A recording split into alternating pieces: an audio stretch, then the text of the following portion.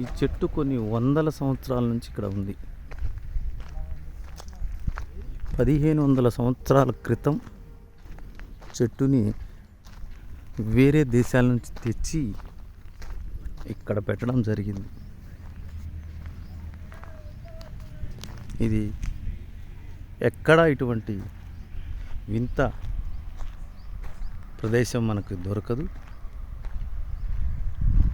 వేరే దేశాల నుండి షిప్ల ద్వారా ఈ చెట్లను ఇక్కడికి తెచ్చి ఇలా పెంచుతున్నారు. చూడటానికి చాలా ఆహ్లాదకరంగా ఉన్న ఈ యొక్క నర్సరీ చూడటానికి 2 కళ్ళు చాలు. చాలా అందమైన ప్రదేశం. మరొకసారి